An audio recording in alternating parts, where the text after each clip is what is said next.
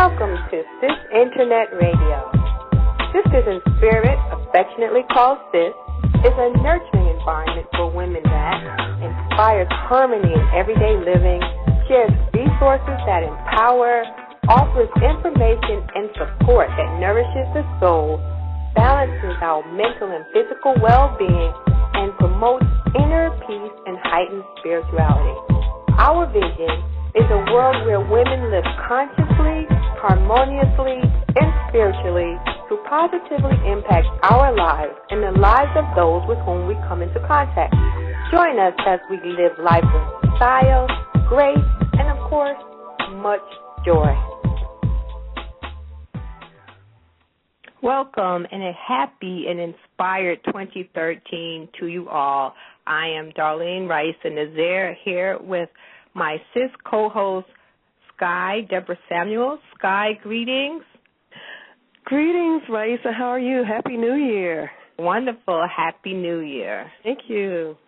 Yes, starting a new year can always be exciting as we open up to great possibilities and resolve to release any unwanted habits. Yet sometimes those unfulfilled resolutions end up making us feel bad about ourselves instead of providing the joy and fulfillment that we sought because of core beliefs that we have that are working subconsciously there in the background. So our New Year's show this evening is all about how to successfully achieve those resolutions that you have. Think about this. One reason people fail to achieve their New Year's resolutions is because they don't understand the power of the mind and how they can harness thoughts to help them succeed. And tonight we have serial entrepreneur and best-selling author Trevor Blake with us, who says that the key to success is using your mind to create the reality that you desire. It's not magic. In fact, he'll demonstrate how it's very much the same process performed on a conscious thought level as that of a tiny seed becoming a tree through his 8 ways to achieve one's New Year's resolutions. Trevor, welcome to the show. Thank you, Raisa, and thanks for inviting me. Welcome. Hi, Sky. Happy New Year to you both. Enthusiastic about having you here tonight. And before we get into the show and the 8 ways, I'd like to provide a little background info on you for our listeners. Sure. Okay, Trevor Blake started his first company when he was 12, hopping off of a school bus at a main stop, running into a candy store to buy bulk supplies, and then jumping back on the bus to sell to his fellow travelers. And from that, he learned 2 things. 1, people pay for convenience, and 2, eating their profits is not a smart way to grow a business. Yet, since then, he has enjoyed success with 4 different ventures, including a specialty pharmaceutical company that he founded in 2002 with just a few $1,000s. That same company sold in 2010 for over $1 million. As I mentioned, he's a serial entrepreneur, so he's doing this over and over again, and he knows how to repeat this process. He's donated more than 8,000 copies of his New York Times bestseller, 3 Simple Steps, A Map to Success in Business and Life, to libraries across the U.S., and all of the profits go to cancer treatment research and development to find low side-effect cancer drugs in memory of his mother, who, though she had breast cancer, handled her plight with grace, yet the side effects of her treatments stabbed at her spirit and robbed her of her dignity. So Trevor is out there doing so many wonderful things that he had to put it down in a book as well to share, which I mentioned, 3 Simple Steps. Trevor, again, welcome to the program. We are honored to have you here. Thank you. Appreciate it. So let's just start off with how you got into helping others and getting into the self-help business. Well, I'm glad to answer that. I'm actually not a big fan of the self-help movement because so many of even the best well-known books are written by people whose only taste of success is the fact that the book caught on for some reason. And even I've read a lot of self-help books, and even though some of the information is useful, for me there was always a question of the credibility of the author. So I waited a long time until I felt I could stand up and talk about what it takes to achieve the American dream before I actually wrote this book. I've been teaching these principles for 15 years or more, and seeing people's lives transformed as a result. But I wanted to wait until, I could say that, okay, look what it's done for me, so maybe you should give it a go. And as you were pointing out, money was never important to me until I turned 40, and a weird thing happens when you're a man. And on the last night of your 39th birthday, you go to bed feeling immortal and fit, and then you wake up on the morning of your 40th birthday looking 6 months pregnant and feeling quite vulnerable. And then you start to think about your financial future. So that's when I decided to start my first company when I just turned 40. And you're right to say I started it with a few $100s. I actually sold it for $105 million. I think you said $1 million, but it was $105 million. And then I used the same 3 simple steps to start a second company in 2005, and I sold that in 2011 for $300 million. So most people would say that combination equates to, okay, that guy can talk a little bit about what it takes to succeed, especially as, I point out in the 3 simple steps, I came from a somewhat difficult background. I was very poor, and I know everybody says they start off poor these days. It's like a Monty Python sketch. You try to outdo each other, but my parents were poor. My father never worked. We lived on welfare, and we were evicted 3 times before I was 7. So I grew up in a derelict farmhouse and had lived there just a few months when my mother was diagnosed with cancer. She was given 6 months to live. And so it was, there are a lot of people who start off worse than that, of course, but it was a fairly difficult start. And I wanted to change that. I wanted to get out of poverty. My mother was one of 2 of the greatest inspirations to me, and I was there when I was 8 years old when she told the doctors that 6 months is not long enough. I want more time to see my children grow up and leave the nest, and I watched her managed to do that, to go 14 years with chronic pain and debilitating treatments, never once complain about it, and to see us all grow up and leave the nest. And so she really is what inspired me to realize that you can take control of your life, and that's what I've done ever since. And so like I say, it was never money that motivated me. I got out of poverty, and then I wanted to travel because we'd grown up poor. We'd never had vacations or travel. My parents had never been abroad or anything. But my father used to have me go down to the village dump on a Monday morning and look in the trash cans for Sunday newspapers because we couldn't afford a Sunday newspaper. And in the back of the newspaper, they had all of these Sunday supplements that talked about exotic holidays and travel destinations, and I made my mind up that I'm going to do that. So before I decided to think about financial independence, I've traveled the globe, basically, 56 different countries, and lived and worked in a few of them. And that's what the 3 simple steps does for you. It allows you to decide what it is you want to do with your life, and it's a pragmatic map of how to go from what you want to getting it as a real-life experience. And so that's exactly what we do as well when we resolve for the new year to change old habits, let them go, and take on those attributes that we think will get us to the next level of where we want to be, whether it be monetary or personal. So let's talk about how you apply those 3 simple steps to your New Year's resolutions. It's a lot simpler than people seem to want to make it. We always want to make things more complicated than they are. But the starting point is that everyone must, if you want to set New Year's resolutions that actually work for you, is that you must understand how thoughts and words work. Thoughts and words are simply energy. Everything in life is energy, and that's not I'm a pragmatic businessman. I'm not a New Ager or a Zen master or anything like that. I'm just a guy who realizes that everything is energy, and that can be proven scientifically. The cutting edge of physics right now is string theory, and string theory demonstrates that everything in life, the phone that I'm holding, the chair I'm sitting in, and even the gravity that's holding me in this chair, is made up of small strings of vibrating energy. Mm-hmm. And the faster they vibrate, the more energy they create, the more power that they have, and also the less dense, so the more invisible. And when you think about that, the brain, the neurons fire off some electrical impulses, and out from your brain shoots a thought. Well, it's a thing. It's a packet of energy. Mm-hmm. And because it's so light, it's one of the least dense things we can imagine, that means it has incredible power. It can invent a nuclear bomb or create a romantic moment. It has the same power. And so once you understand that, that's very important. Okay, so thought is energy. If it's energy, it has to behave according to the laws of physics. Doesn't matter whether you believe in it or not, the laws of physics exist. That's when you mentioned before about a seed becoming a tree. It doesn't have to try. It follows the laws of nature, the laws of physics, chemistry, and biology. And so does a thought, because it's a piece of energy. And so the laws of energy say that energy and matter are equivalents and interchangeable. That's Einstein's famous equation, E equals mc squared. And that's pretty scary, because that means that every thought you've ever had has either become the reality of your experience today, or it's still hanging out there, even though you've forgotten you had it, and can become the reality of your experience. So if you know that, then you have to be very careful how you have those thoughts, how you create what you want.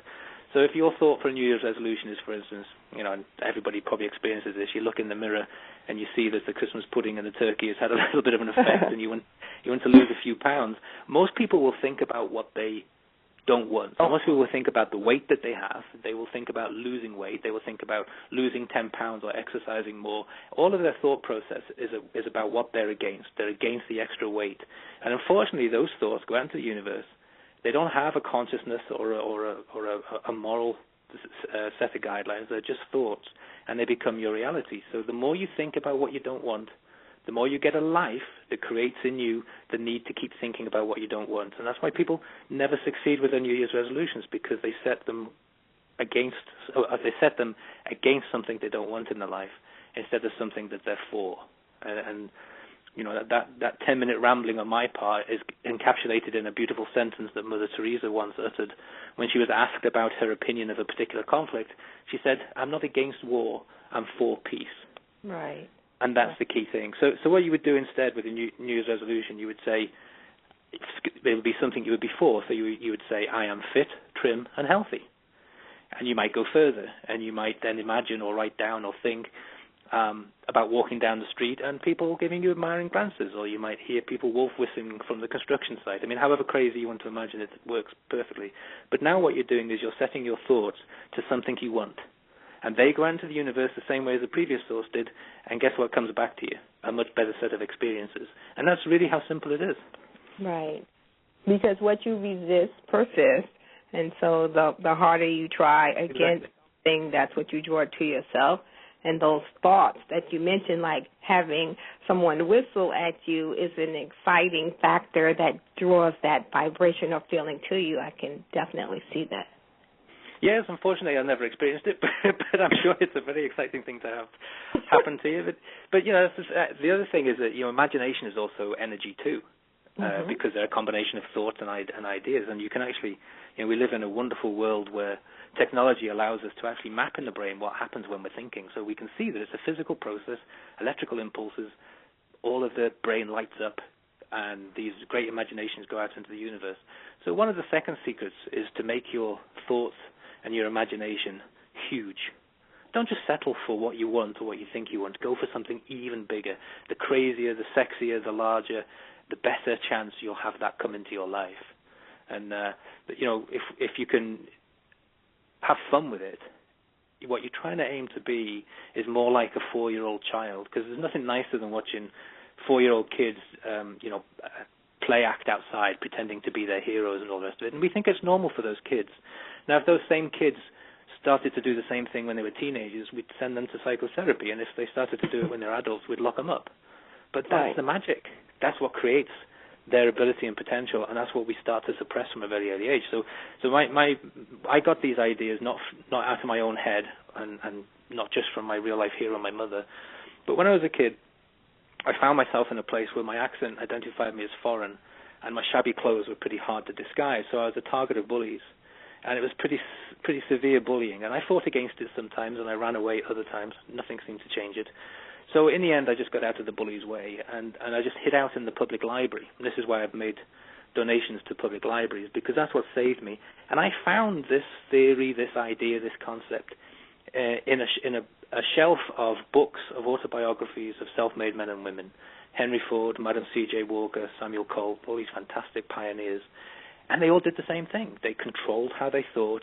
They exhorted their fellow men. It was a very macho world back then, of course, but they exhorted their fellow men to stop thinking about what's not in their life, what they're against, what's gone wrong, and to focus on what they want to create, what they're for.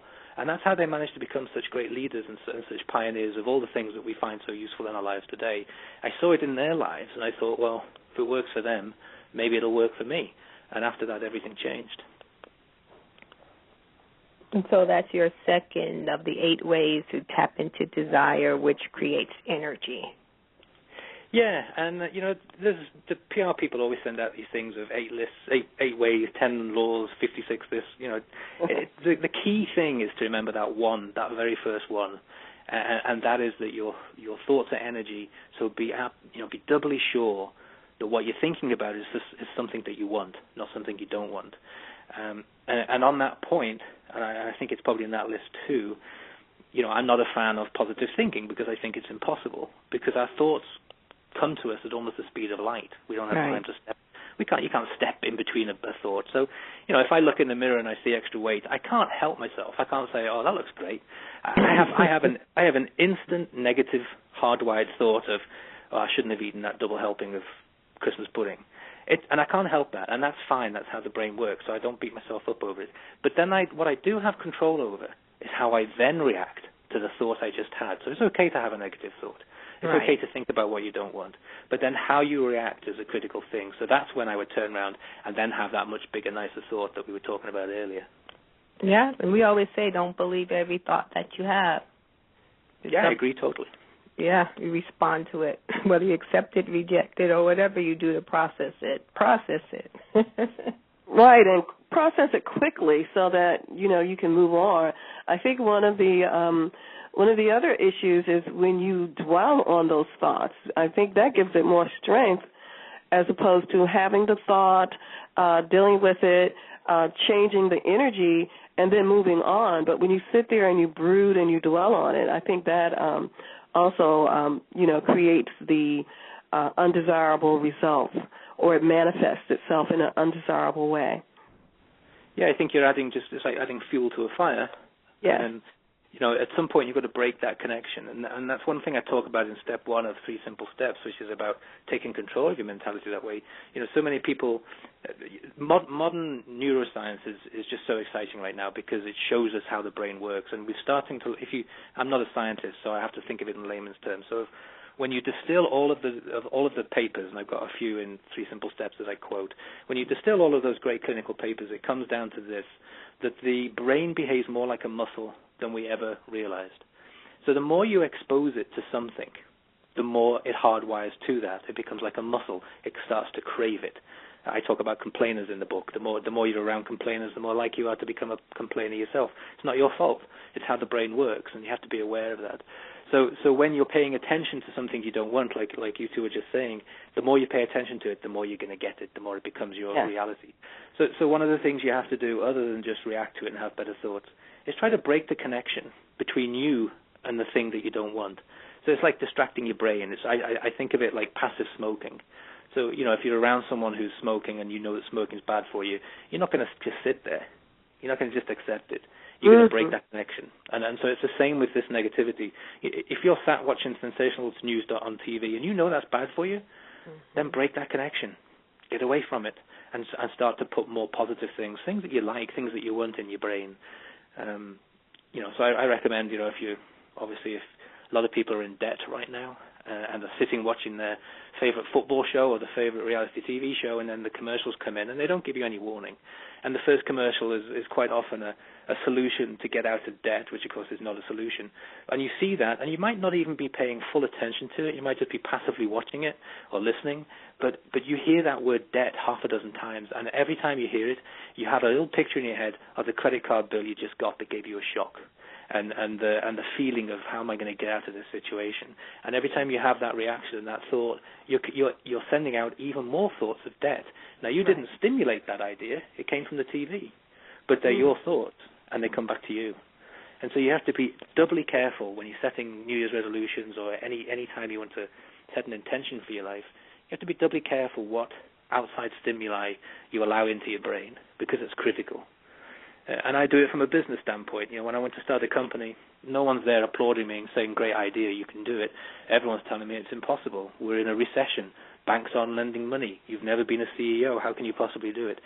All of that information, it was out there, and I had to find a way to protect myself from it and focus on what I wanted, which is a successful company. Mm-hmm. So give us some examples of how you worked your way around all of that stimuli that's out there so that you could remain focused on your goal. Well, I break connections all the time, especially when I'm around people who, even sometimes with their good intentions, because they love us and they don't want us to make a fool of ourselves, I can tell from their reaction and their energy that they don't believe me. They don't believe I can do it. So I always break the connection, and it can be as simple as taking a 5 or 10 minute break. If you find yourself trapped in a room surrounded by a bunch of complainers, and that's not what you want. It's not healthy. You just go, excuse yourself, go outside for 5 or 10 minutes, or go to the bathroom. Not outside, or you'll get arrested. But try and break that connection if you possibly can.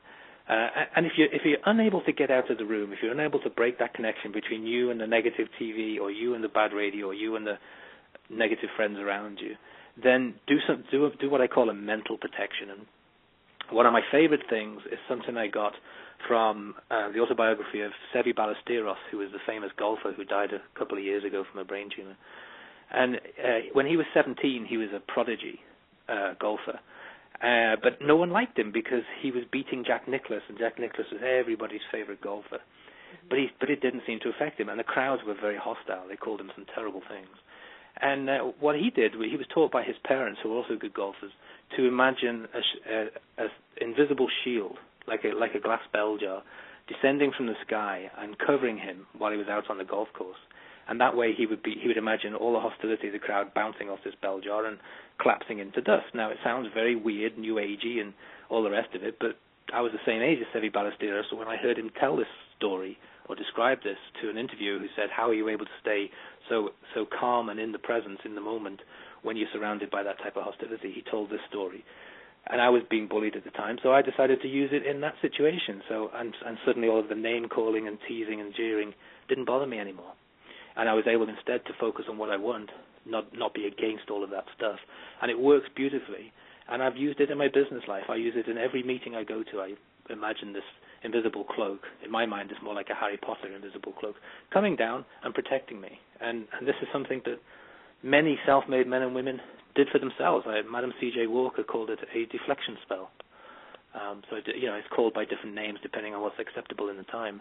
But using that mental protection is very useful.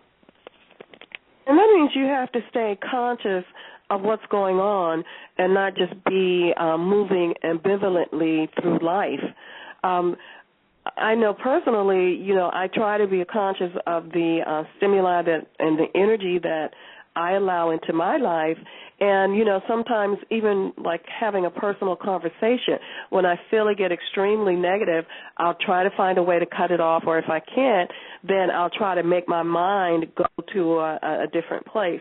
And recently an intuitive told me, she gave me a suggestion that's very similar to that, as to putting a protection around me so that, that energy won't be able to affect me.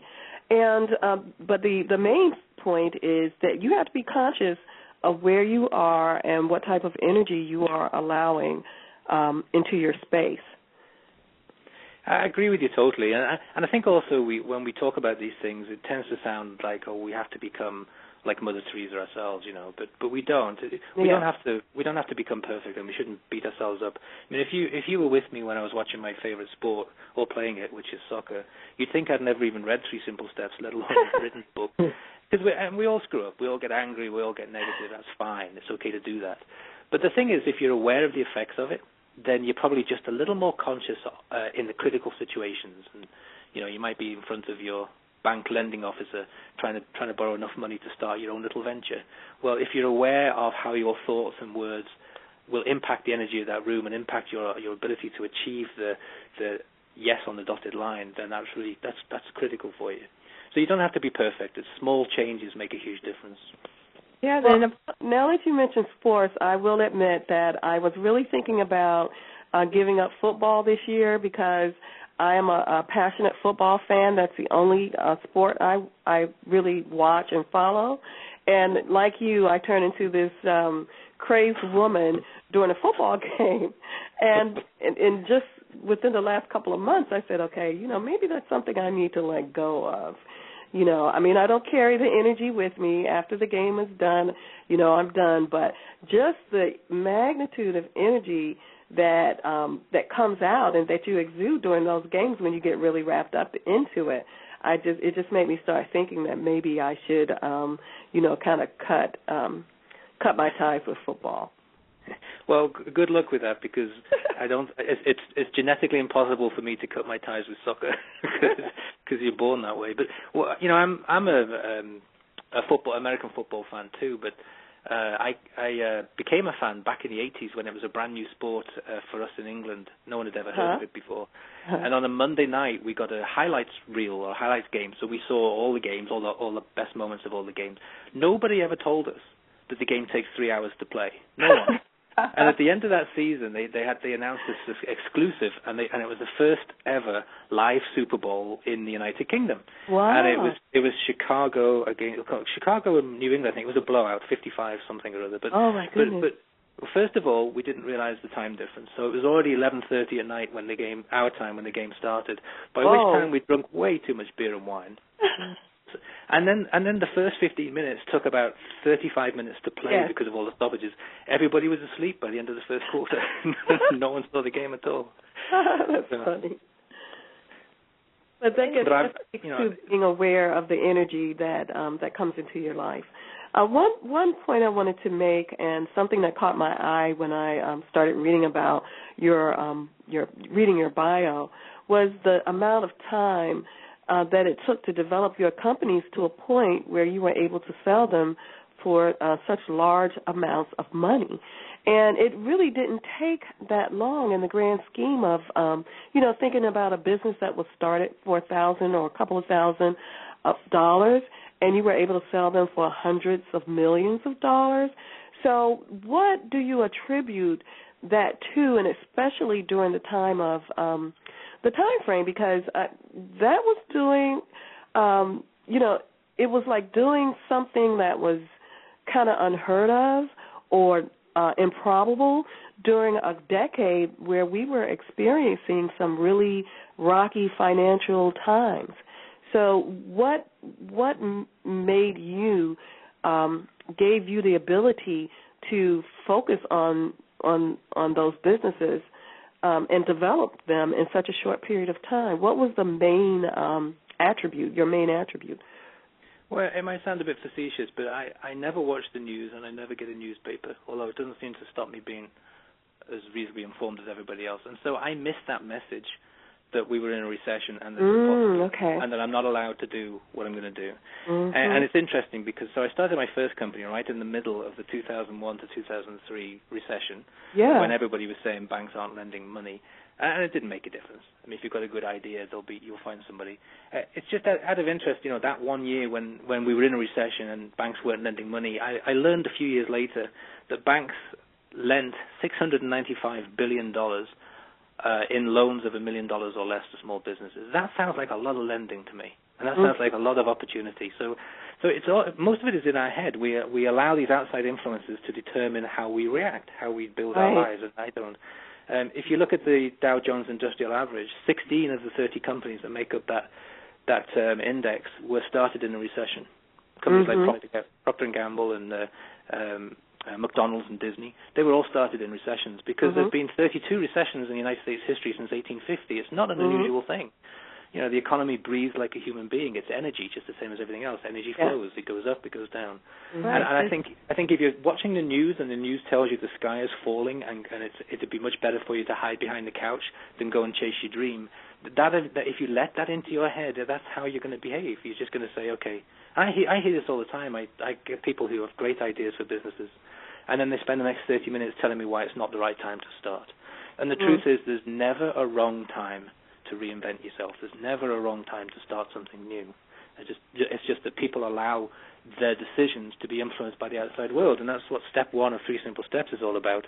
It's about reclaiming your mentality so that you get back to the individual person you are, the person with that pioneering spirit with which everyone was born, and you start to make decisions that are based on your own intuition and not on the opinions, trends, or fashions of the people and media around you. And you can't become self-made if you don't do that. And there's always opportunity, as you were saying earlier, in a down cycle or an up cycle. There's always an area that there's going to be an opportunity. You just have to pick the side of the coin that you're choosing to look at. Yeah, and you need a good idea. And step 2 is all about how to create a moment of insight, because that's the one thing I noticed in all of those biographies of self-made men and women. They all had this one breakthrough moment of insight, and I wondered, well, where did that come from? And I noticed in all of these lives that they had a technique, a very simple technique, for stepping far from the madding crowd and just sitting quietly and contemplating. Not trying to do anything clever. They didn't call it meditation or retreat or any of those things. They just, Henry Ford used to go back to the farm he grew up in, which was then derelict, get an old rickety rocking chair that his father used to sit in, and he used to just sit on the porch rocking a little bit for 20 minutes every morning. And that's where he got all of his great ideas. And a lot of people don't realize that his first 2 companies failed. He was on his 3rd company when it became the successful car company we know today, and he only just made it. He was one day off going bankrupt, and he had this great idea of selling this car for a fraction of what everybody else was telling him to sell it, and he sold it to a guy in Chicago, and then he was off and running. That's how his company started. But so step 2 is about putting yourself in a position to have these moments of insight, because that's what you need. And it doesn't matter whether you have that insight during a recession or during a bull market. It's still what you need to separate yourself from the crowd. Mm-hmm. Okay, so let's talk about step 3, believe in your success. It goes beyond that. So again, not being a fan of the self-help movement, I'm not a fan of goal setting. So most people I meet have tried to set goals and then got incredibly frustrated and blame something other than themselves or other than the way they're thinking for it. And I think it's because those techniques for goal setting come from a thought process that existed 200 years ago, but over a period of 150 to 300 years, when we were in sort of an industrial age. It was a very male-oriented society, and the concept was conquering, stealing, reclaiming, colonization. That was the mentality of the society, and goal setting came out of that, in that it's a bit like an Indiana Jones scene where you see something you don't have. It's not even yours. You want to steal it. It's a treasure. And you have to step over all the bodies of the poor souls that didn't make it, overcome all of these objectives, and then take your treasure, and maybe 1 in 1,000 people make it. And that's the mentality of goal setting. It's just, you see a lot of books titled The Warrior, The Way of the Warrior, or The Warrior's this, that, and the other. And it's, I used to be in the military, so I like the association with military characteristics, but that's not how nature works. I have never seen a seed have to conquer in order to become a flower. I've seen nature work in a very harmonious, very easy, very natural, way by the laws of physics. And I've done the same in my life and in my business. So what I talk about is to change that warrior mentality more towards a wizard mentality, more towards the creative mentality, which is much more natural for females than it is for men, because women have this incredible intuition. And I'm in awe of my wife. We've been together 30 years now, and I'm in awe of the times when she sets her mind to something, and then she says, I just know I'll get it. I just know I'll do it. I just know it'll happen. And that sense of knowing is a real thing. And I've spent most of my life trying to get to within about 10% of that ability. Mm-hmm. And here I am. If I can ever get to 50%, I'll be a billionaire. And so the step 3 is about techniques that you can use for men to raise their connect or reconnect to their intuition, and for women to get confidence in their intuition, because it's something that's not very prized in the workplace. It's shunned, and the best companies I've ever worked with, including my own, had a sort of ratio of 50-50 male-female, and intuition was prized and sought as much as clever problem solving, for instance. So the third step is all about how you work with intentions rather than goals. And an intention is a goal with all doubt about its attainment removed. So it's basically how you raise that level of achievement, the emotion of achievement, away from desire, through belief, and to a sense of knowing. And when you get there, you can be like a chef. You can just say, okay, I want to make this. And you have an idea, you set an intention, You put the ingredients together, and then you have what you want. And the difference is, I use a lot of food analogies, which is probably quite bad, but the difference is, if you want to go with the way of the warrior, the goal-setting way, then you'd be hungry. You'd see a loaf of bread that's in the bakery inside the castle walls, and then you'd kill the guards, and you'd smash through the wall, and then you'd break into the bakery, murder the baker, steal his bread, and you might make it. But if you're a wizard, and women are 80% there already, men have a lot of work to do in step 3, but if you're a wizard or a creator, you simply put the correct ingredients in a bowl, stick it in the oven, and you've got your own loaf of bread. Yeah. You've created abundance in life. The way of the warrior is not enough, that I have to take mine, because one or the other, either me or him or her, whatever. In order for me to be successful, someone else has to fail. And the way of the wizard is there's always enough. All I have to do is focus on what I want, and it comes to me. And it's up to you to do the same for yourself. You can do it. Right, and I think sometimes on the warrior side of things, there's an assumption that the world is a pie, and you're trying to get a bigger slice of someone else's pie. Right. Like you're trying to get a bigger slice, or take someone else's slice away. And the world's not like that. The world is a world of energy and constant creation and constant abundance. I mean, there's 100 times as much money in circulation today than there was even, I think, 10 or 15 years ago.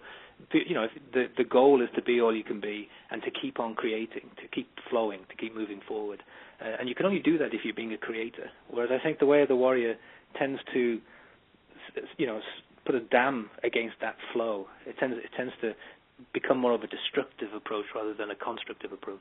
Yeah, it puts a limit on the flow. It does.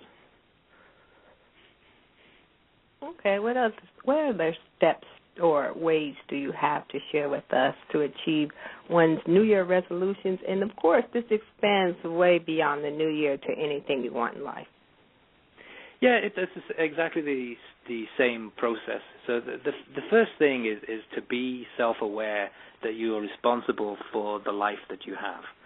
And, most books about positive thinking that I've ever read really just put you in a position where you start to feel better about the horrible life you have, whereas most people want a better life. So you've got to do something, you've got to change something. And it's the same with New Year's resolutions. So we go back to that energy thing of being for something instead of against something, and to make those 4 thoughts, those 4 ideas, even larger than you possibly could imagine. The bigger, the bolder, the better. And you do that with anything in your life, and whether it's a New Year resolution or you want to reinvent yourself, and you'll see success. And I'm living proof of that, but I also get emails from all over the world. This book was launched August the 23rd last year, and I've had over 700 emails from countries. I even had to go to my globe to see where the country was. With people, and people weren't sending me 1-line or 2-line emails. They were sending me 2 or 3 pages, and they were telling me how their lives have completely changed as a result of implementing these 3 simple steps. Some have had more success and were more comfortable with one step than the other, but basically it's changing lives. And it's not a surprise to me, because I've been teaching this for so many years to different groups of people, and I had to stop teaching it because I was invited into a big pharmaceutical company and asked to teach their sales and marketing people my theories about all of this and my concepts, in the hopes of making them more productive. And what happened was they did become more productive as a company, but the individuals suddenly realized that they had so much more potential than the silly job that they were doing, and half of them left. Half of them went off and started their own companies, and I was never invited back. Yeah, that's a hazardous side effect. but that's it's a testimony as to this. Yes, this stuff only works, Yeah, that's wonderful. And you were telling us earlier about how well the book is doing, and that's a testament in itself. I believe you said it was number 5 on the New York Times bestseller list, and went to number 1 on Amazon.com over the weekend. Yeah, actually went to number 2 in entrepreneurship on Amazon at the weekend, which is pretty high for a book in this category, because it is a saturated category, I think. And I never thought in my life that I would write a self-help book, but I had, I thought about it and I procrastinated, and then after I sold my second company, like you were saying before, I told my wife I was going to take a sabbatical, because I've always heard and read about these people who decide to take 1 or 2 years out of the rat race, if you like, and it sounded so romantic and nostalgic to me. But I paced the kitchen floor for 2 weeks, and my wife threatened me with murder if I didn't do something new. So I knew I was sort of thinking, okay, I'm going to have to start it. I have to write this now. And then I just happened to be in an airport. This is how it works when you're on power with the 3 Simple Steps. All of this synchronicity and miracle stuff just happens all around you. And I just happened to be in an airport, and I went into the book section. I was waiting to pick somebody up, and there was a brand new self-help book, and I won't give the name, but on the front cover was a full-length portrait of the author, and almost like holy light was coming through the window and bathing him in a halo, and he had these huge, scary white teeth, and I just thought, this isn't right. This is not authentic.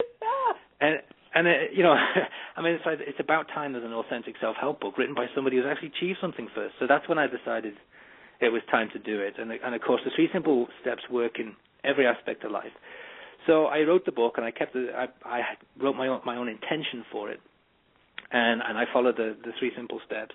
And in publishing, most people have told me, or I've heard people talk about the fact, when you're not a successful writer and you don't have connections, which I don't in the publishing world, you send the book out to these literary agents and you get rejected a dozen times, and then you might get one who takes you on. It takes years to get a book properly published, and that's because people have been taught that, and therefore they believe that to be true. I don't listen to that stuff.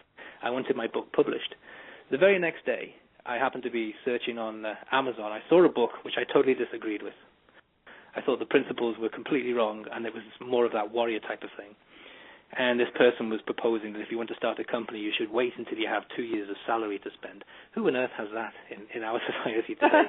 And if they are sitting on that, why aren't they out there doing something with it? They don't have what it takes to be an entrepreneur. So I disagreed with it, but I thought, okay, who's published this book? Because it was doing quite well. I think it was number 12 or something on the entrepreneurship category. I saw who published it, and I picked the phone up, and I thought, well, if they can do that with this, excuse my language, but pretty crappy book, then they should do brilliantly with 3 Simple Steps. So I called them up and talked my way into the CEO's office, and so he picks the phone up, and I pitched him quickly and then sent him a couple of chapters, and he liked it, but he wasn't overly enthusiastic. So he said, well, let me see the rest. So I said, well, I'll drop it off in your office tomorrow, which he said, okay, great, thank you. What he didn't know was I was in Seattle and he was in Dallas. So I hopped on the plane. Wow. I flew to Dallas, and I dropped it off in his office the next afternoon, and we became good friends. We went out to dinner, and we both shared this very similar philosophy. He's also a successful businessman who's reinvented himself. And that's how the 3 Simple Steps works, because my intuition was so strong that I wouldn't have seen this book. I wouldn't have had this feeling about this author. I wouldn't have been motivated to pick up the phone unless life was not nudging me and telling me this is the direction to go in. Right. And so sure enough, one day after finishing writing, I have a publishing contract. And that's, again, one of those strange things. And it goes back to what you were talking about before when you were saying, so you start a company and you sell it 6 years later for $100 million. Isn't that unusual? It's more unusual than it ought to be. And it's because we learn in our lives that it's supposed to happen differently. Right. It's supposed to be a struggle. We're all taught that life's supposed to be a struggle, and that you can't be successful unless you have failures and all of this nonsense. And the truth is, your life will turn out to be a reflection of the quality of your thoughts. So all you have to do is control that. Yeah, and when you have those thoughts that bring you excitement and inspiration, you should follow them and not hesitate. I mean, you literally followed your thought. You said, I'm going to get on the plane and just go. And as you had written in the book, it was, I think you said something along the lines of, you jump off the cliff and you don't worry about how you're going to fall. Right. My wife and I always call ourselves cliff jumpers because of that. But it's because of our confidence and our intuition, and that's what the 3 Simple Steps does eventually lead to, is that you gain great confidence that this craziness that you feel inside, and your solar plexus is almost like knocking on the inside of your stomach wall saying, this is the direction to go. Even though it's crazy, even though it seems mad to everybody else, then that is the right direction to go. That's what Steve Jobs, the late CEO of Apple, used to talk about. You already know what direction to go in. You just need to learn to trust that. Right. So would you tell us more about what you've got going on in the near future, or whether it be events or other books, other opportunities? Yeah, I have a second book that's coming out probably later this year. and right now it's called the 4% Mindset. And it's about how to build a virtual company, and I'm not talking about building 96% of the 27 million companies, small businesses that exist in America, make less than $50,000 a year. That's awful, and half of them fail every 5 years. And there's reasons for that. And so the 4% Mindset is about how to structure a company and your mindset so that you don't become one of those statistics, so you become one of the biggest successes, and you can survive long enough to hit a home run. Because most companies would see a happy day, would have a day in the sunshine, but most of them just don't survive long enough. And so that's, I think, an exciting project, and it dovetails very well with 3 simple steps. So you can work on your individual profile, and you can also work on your company. So that's the next thing. And then I also have a new company I started recently, which is again a pharmaceutical company, but most people don't know. But outside the United States, there are a lot of very useful drugs, very useful medicines that never come into the United States because pharmaceutical companies over the years have become bigger and bigger. They've all merged, and they have a threshold on what they can look at. So if the product doesn't bring in $500 million a year, they're unlikely to try and develop it or bring it in. But there are a lot of fantastic cures out there for very rare diseases that it might only be a market of thousands or maybe low millions or something like that. No one else would look at it, but I've put a business model together that can do that. It can find these products, bring them in, get them FDA approved, and also be a successful business at the same time. So that's exciting too. That is exciting. That would be transforming a lot of lives. Yeah. Well, my first pharmaceutical company was a bit like that in that, I find corporate wastefulness difficult to accept, and it's an endemic problem in America and in the UK actually. And in the pharmaceutical industry, it's particularly abhorrent, because all of those costs get passed on to the patient in the form of higher prices for drugs or for healthcare. So my first company was America's first 100% virtual pharmaceutical company. We had no office building. I didn't hire a single employee. I haven't for any of my companies. I hired consultants and all that sort of thing, but I outsourced almost everything. And we were able to develop 5 drugs for rare diseases in children. Wow. Some of them so rare that there are only 200 children in the world that have those diseases. Mm-hmm. And we were able to, because we weren't having to pay incentives and fancy company cars and beautiful office buildings and that sort of thing, we were able to put together programs that ensured that no patient, no matter what their circumstances, ever had to pay more than a $30 copay, and no patient was ever denied the drug, no matter what their circumstances. And I know that the pharmaceutical industry can be more like that, and that's what I set out to prove, and the success of that company, I think, does prove that. Wow, that is awesome. Because you have populations that are small like that, they are some of the very ones that, have difficulty finding or getting access to what they need, the medicines and pharmaceuticals and things like that they need. Yeah, and it's something I talk about in 3 simple steps too. Is the importance of having a purpose. It's money's never been a motivator for me. Although the more you have, the more good you can do. So it's a good thing to aim for.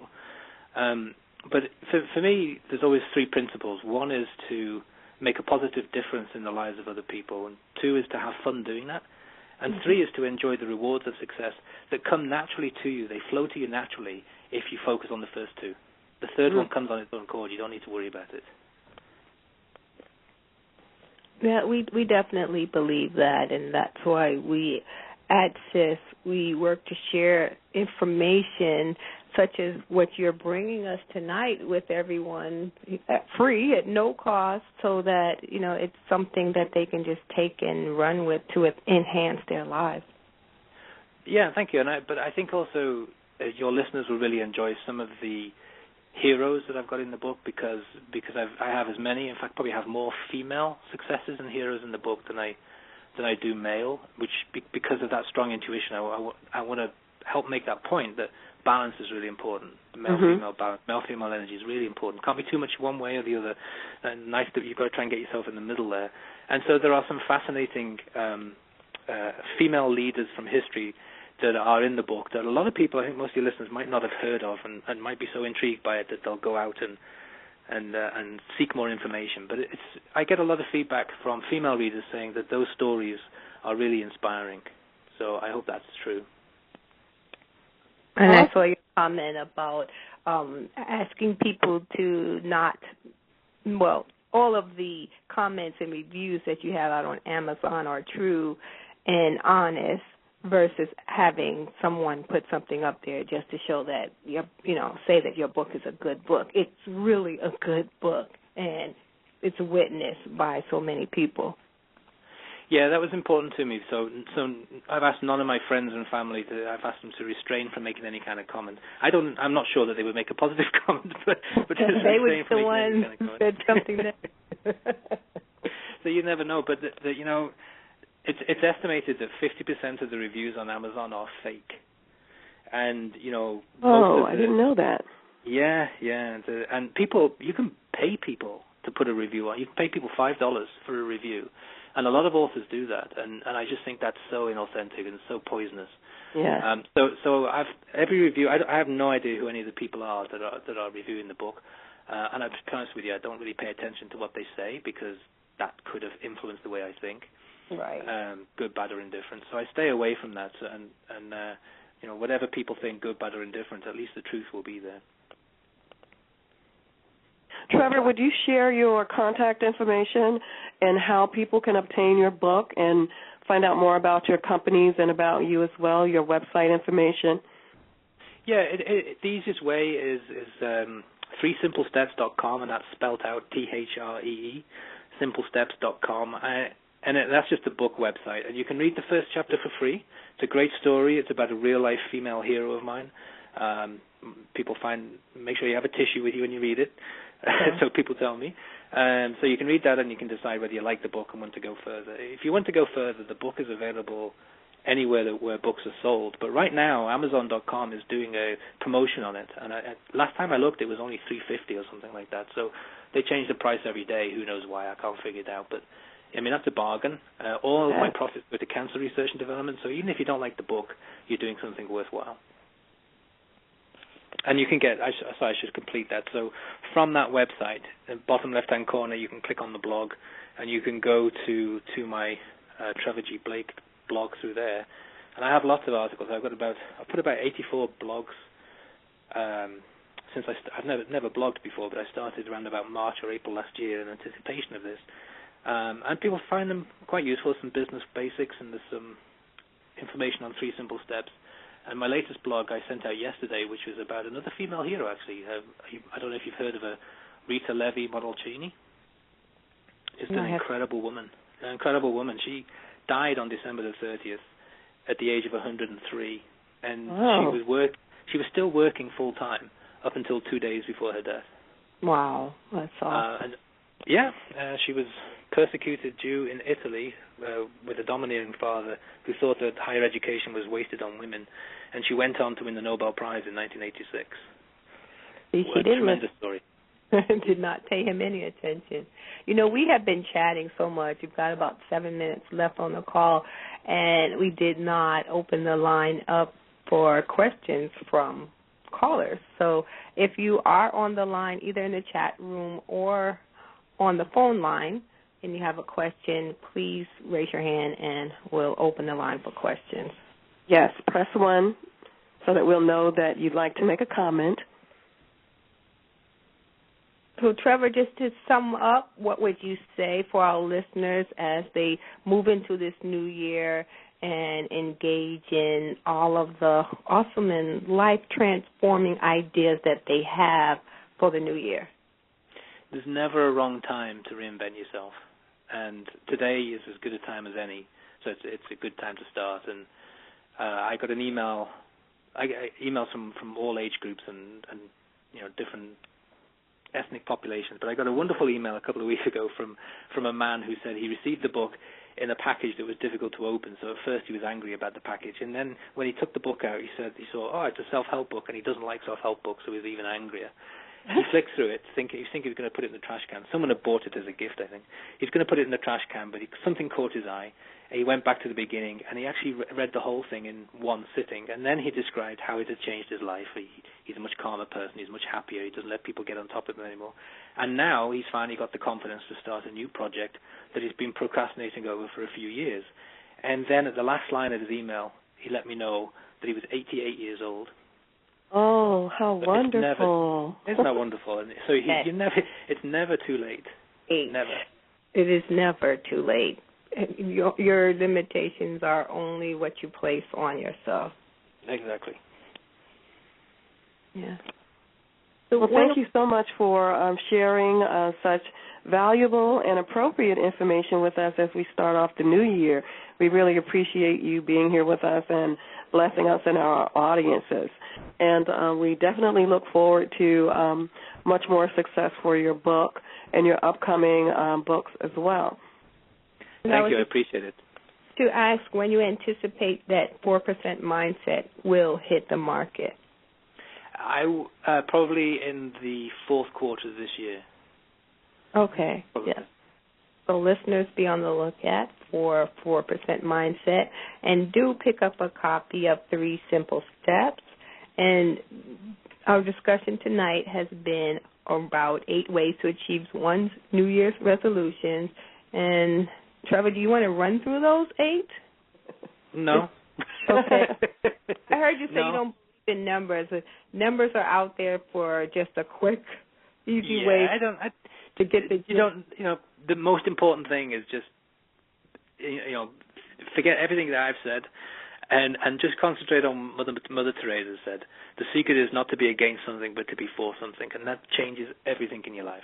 And I think that's very powerful. I agree. That is very powerful. Yeah. And something that we could, that could be another discussion, another book, another chapter, because it takes really a lot of focus and concentration to really be constantly for when we live in a world of against and negativity and things like that. So it's definitely a very powerful statement, and should produce some really powerful energy when we're able to do it on a consistent basis. Yeah, that's well said. And generally we close out with a quote or your own personal thought that you'd like to share with the audience. Trevor, do you have something to share to close us out? I mean, I've got so many. I've got many different quotes and different ideas and thoughts, and I've probably used way too many as I have at this point. So no, nothing in particular. I think I've probably rambled on enough.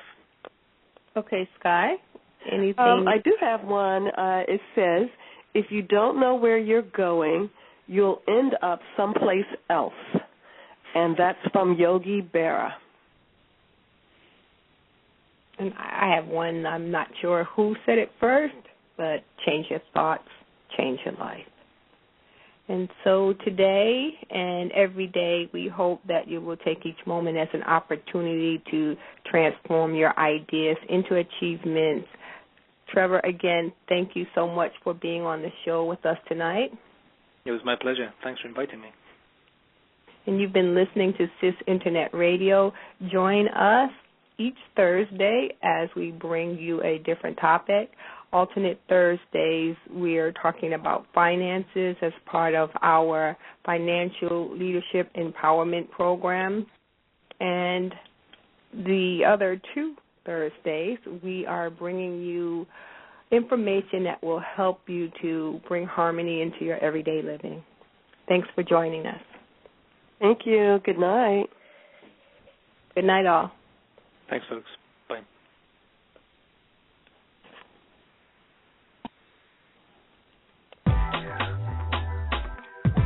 You've been listening to CIS Internet Radio.